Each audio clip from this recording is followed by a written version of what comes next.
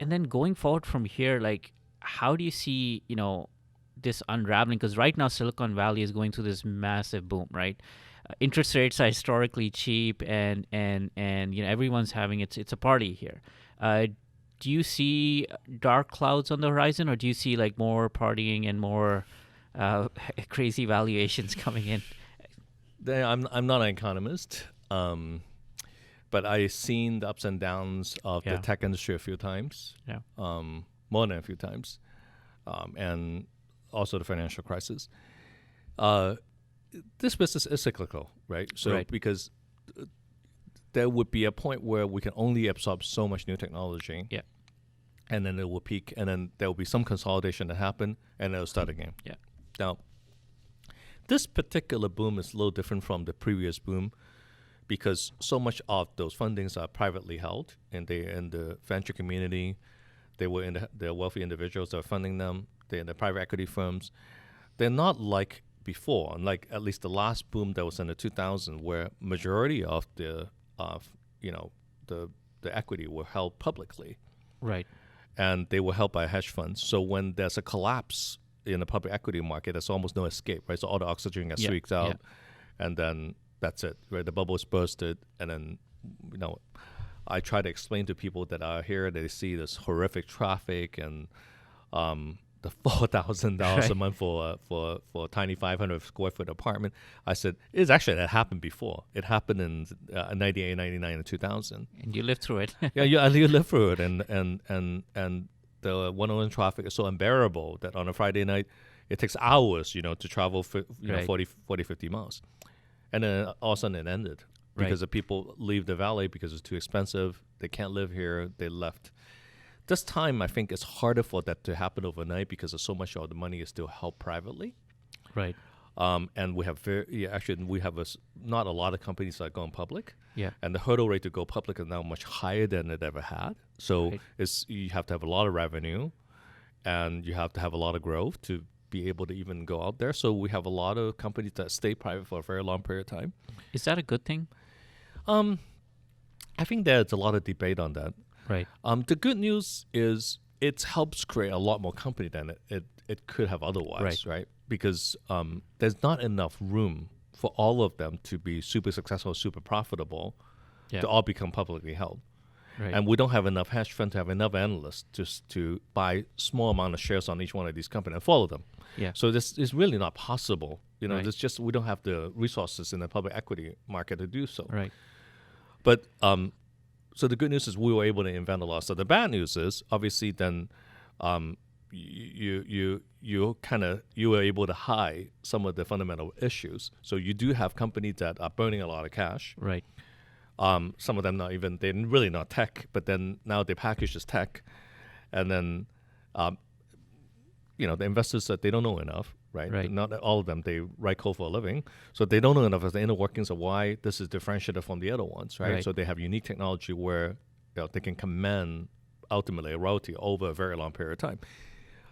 I think that part is challenging, but overall, I think I'm encouraged with having this boom that every day I see interesting company, interesting invention. That part is really good. Yeah. Okay. Cool. And so I know sometimes you're mainly, from my observation, very optimistic on the future, but you also mentioned some sort of dystopian sort of situations. For example, we're getting into this age where we have a few companies that are becoming really powerful. This consolidation, right? We're not at the Rockefeller era again, but it seems like there was a time where you would have regulations, you would have companies being broken and so on. But now we're at an age where for example, Facebook, right? Congress can't even figure out social media. How are they going to legislate? Then Amazon, right? And so you have these few companies that are not just doing what their core competency was, they're doing so many different things, right? In the case of Amazon, they have a cloud service, $100 billion valuation. Their retail service, $100 billion. Prime Video, right? So how do you see that ecosystem? Is that a good thing? Is that not a good thing? And how do you see this evolving? Well, let's face it, it's a necessity, right? It's a necessity. It's a necessity. I think in history, each time when we have a big boom, Right. we create large dominant companies. Okay. And these large dominant companies are needed to be the anchor of basically having enough resources to make these technology a reality to apply to masses. And they shift, like shopping is a very good one, right? So we went from this dramatically different from fewer choices, physical stores, highly inefficient kind of old model to an extraordinarily efficient, right? Almost just in time logistics and delivery of the goods that precisely what you want to you. And the benefit to the consumers are tremendous. So that's why so many consumers are addicted to it. But that requires so much resources to get put into it. I mean, because they will have to not just have the items and have the inventory of the items, but now they may have to get into the transportation industry, right? May have to reinvent transportation of goods, right? Maybe with a drone dropping off a package in front of your house, right? That we now think is sci-fi, but with that kind of resources, they can make it happen much faster than what people could imagine, right? So that's the goodness. I mean, it's to me, it's a necessity, right, to get to this, because the tech industry has one very major difference than any industry that I've seen. We don't scale linearly. We never had. That's true. So we will go from one place, and it's a high jump into a different plateau. Yeah. That jump generally requires these almost superhuman kind of activities. Now, the issue is the social responsibility that comes with all that. Right. Because when you have everyone's data Yeah. and to convenience them for searching what they're looking for, the responsibility is immense because you have now you almost own the privacy issue. Okay. Yeah. So that social responsibility in a totally ungoverned, unregulated manner over time creates huge issue, because if it's all for profit, Right. then you know where this is heading to, right? Yeah. Because then bad things is going to happen to it. But they are there for profit, which is why the innovation happened in that pace. So how do you strike that balance Right. between doing good, right, and at the same time capitalizing on those information that they have? And I think I'm actually kind of surprised and disappointed that it's taken this long for us to even discover this is the case, because the consumer literally they don't care, right? Because they think that it doesn't affect them until it really does. Yeah. Okay. Yeah.